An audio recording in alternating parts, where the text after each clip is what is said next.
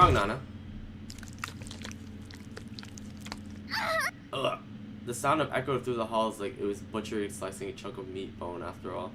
And the sound was accompanied with a dimly lit figure of Nana sprawled on the ground in front of me. Or rather, part of Nana. It was really just the top half of her body severed cleanly at the thigh. Her legs were completely gone, and the worst part is, she was fully alert and aware.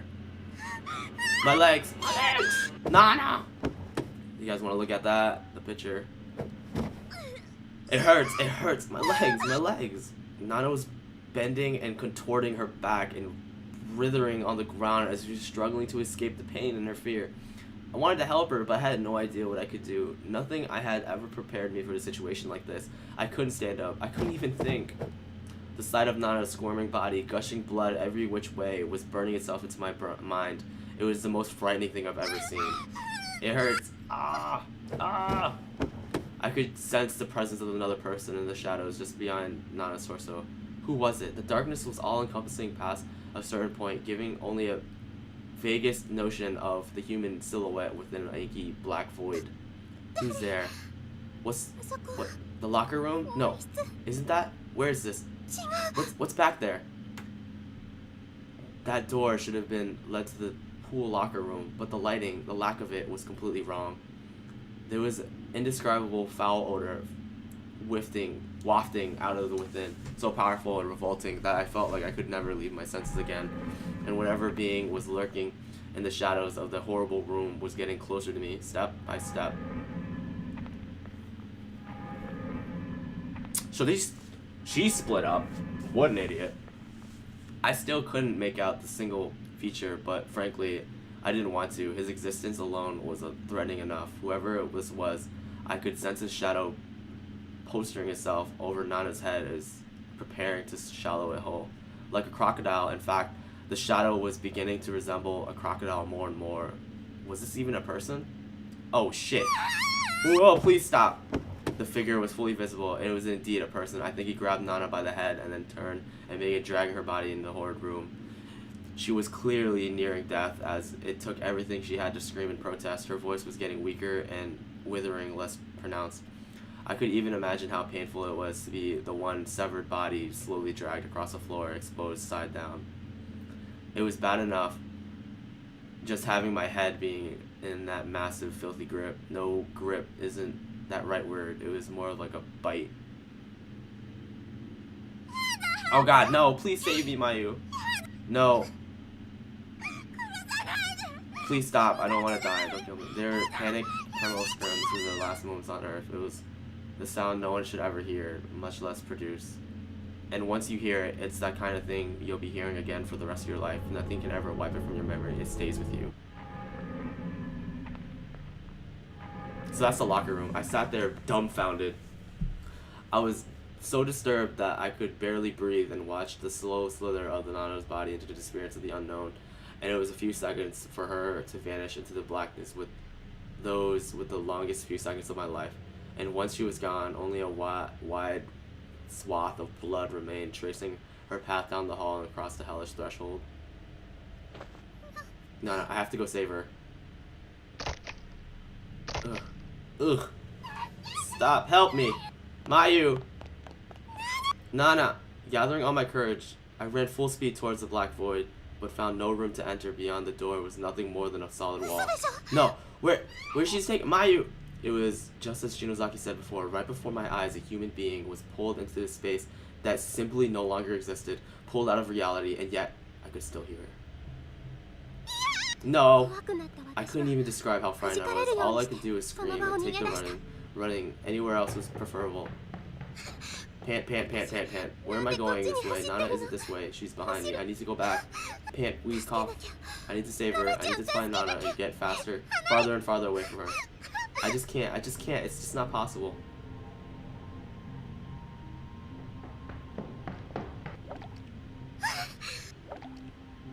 I'm sorry, Nana. I couldn't do anything to save you. What do I do to Kishino and Shinozaki? We were talking to her, and now we're... Just look at her. Half the legs are torn off, right along the line of the bruises.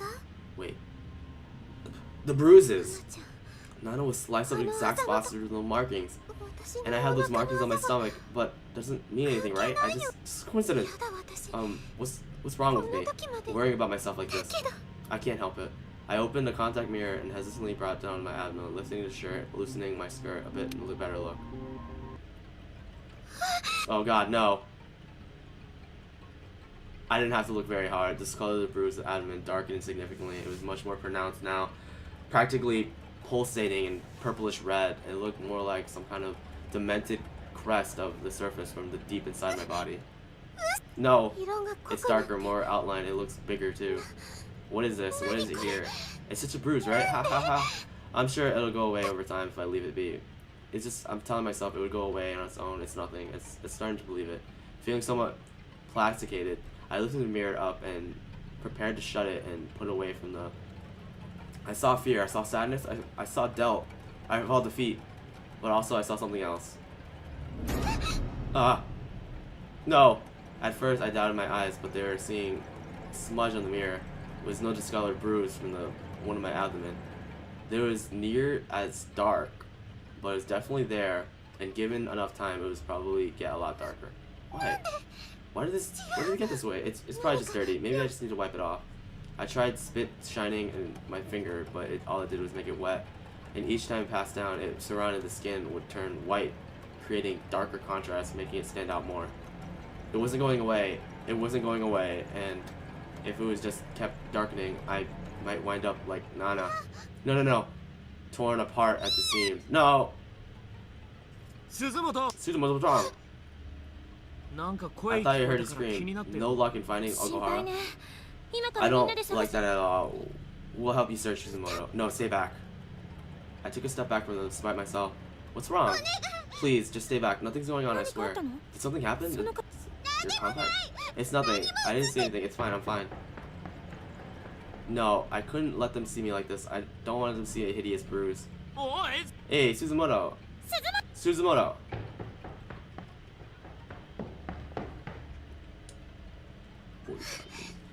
What do I do? What do I do? I'm running again, but where? Where am I going?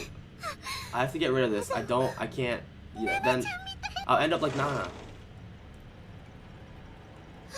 Can't. I have to hurry. I have to find somewhere making it go away. I have to find a concealer or makeup bag. Maybe I can hide it. There we go. I can't see it. It's all gone now. All I have to do is get some sleep and I'll bruise. And I know it will. Getting all worked up over nothing. It was a little mark on my face after all. Probably as a result of stress I've been feeling here. Once things calm down, it could go away for sure.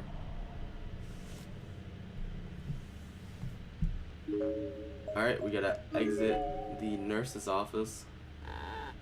I don't remember closing the door. It won't open, and it's not like it was locked. Rather, it felt like almost someone was holding it closed. Superhuman strength. What the fuck? This is fucking... Oh my god. Suddenly I realized why the door was wrapped multiple times over black threads. How do I not notice a moment ago? Huh, is this black hair? I looked at it quite closely and concluded without question that this was exactly what it was. I felt an unpleasant heat radiating all back muscles. I was being watched. There was some sort of moist, lukewarm presence in the room with me, and slowly but surely I could sense it moving. Who's there? Who's behind me? I was too scared to turn around. This room. It was a little girl wearing a red dress. Probably a first or second grader. Her skin was pale as pottery, contrasting with the lacquer-like hair. She was like somehow familiar. This girl from the newspaper who survived the murders, Sachiko, Shinozaki. But that can't be right. That happened over 30 years ago. This room, so lifeless. I know what it needs. A human autopsy model. I want to dissect a human. What?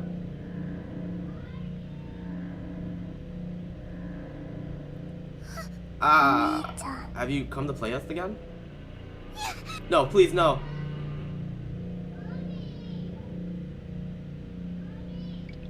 Something was dripping on the back of my hand. Are those tears? That's what I thought at first anyways. And if I started to cry, I wasn't aware, but considering what I was going through, it wouldn't have been surprising anyways.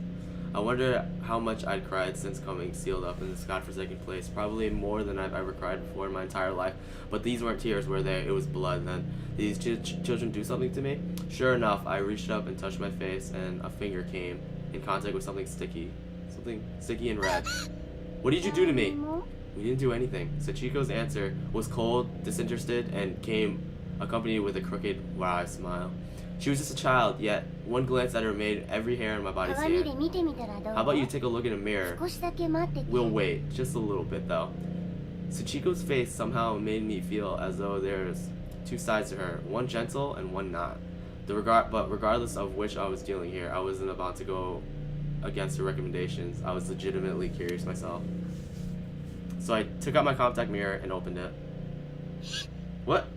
No! The bruise was concealed with makeup and sprung into surface once again, though it made it hardly called a bruise anymore. The skin was literally split from the inside and the blood was beginning to seep out of the pinkish figure bead by bead. No, this can't be happening. No, this isn't happening. That's all you. If you hadn't forgotten, it might have been able to die quickly, but you were going to die. You were going to be torn along those cracks with your belly. The bruise along the stomach and abdomen had followed up suit, splitting open and dripping dark blood everywhere. At this point, I completely lost my ability to think or reason. I was a goner, and I knew it. What's worse than dying in an instant by getting smashed against the wall, getting slowly, carefully torn apart? That's what. Come on, let's play. Time to begin autopsy, everyone. No, please, stay away, please. Yeah, I was a goner, and I couldn't fight it. Somewhere deep in the pit of my soul, I knew that there was no way out. An unimaginably cruel fate was predestined. I couldn't escape. Oh sure, I tried to run. I squirmed and resisted with all my bit of strength, but fate had me by the ankle and wasn't about to let go. If only I could force myself to lose consciousness, maybe I could avoid the unmiserable agony that I was coming, but sadly, I wasn't that strong-willed.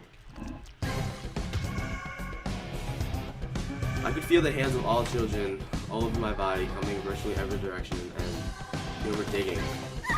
It hurts!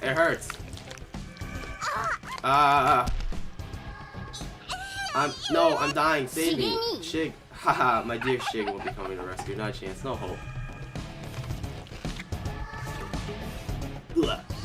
Oh god, wheeze, get. I was seized at pain unlike anything I'd ever imagined possible before. I couldn't talk, couldn't move, couldn't even think.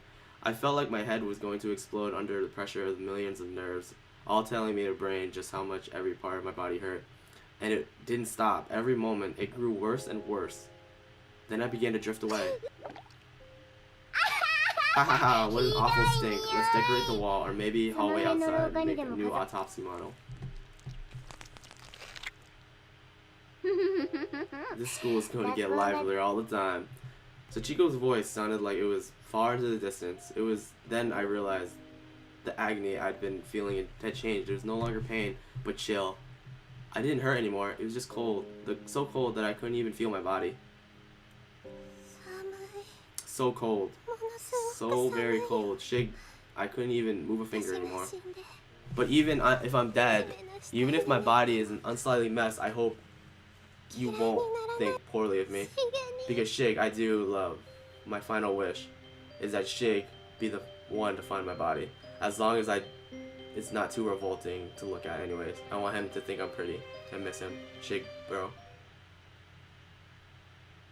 Alright!